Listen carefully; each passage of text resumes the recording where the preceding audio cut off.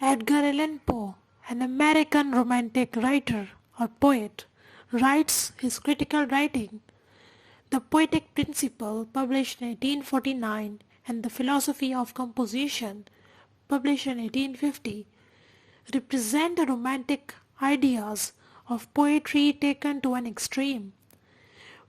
Poe says that a poet's only concern should be the concentrated effect of the work to produce an intense emotional response in the reader, and a poem should be short to be able to read in one setting and so not to interrupt its effect, and one should have as its central concern the presentation of the most universal emotions, which he decides is grief over the death of beauty.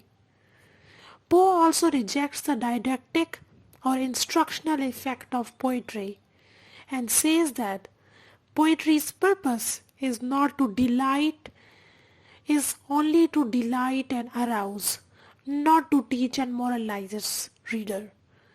And in this way, Poe becomes one of the earliest advocates of art for art's sake, and valuing poetry solely for its creation of feeling according to its own self-created internal coherence, without regard for any other external social effect or function that it might have.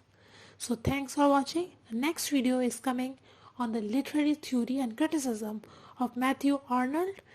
And if you want to watch the whole series of literary theory and criticism from Plato to postmodern, the playlist is given in the description below.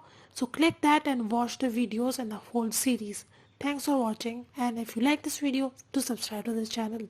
Thank you.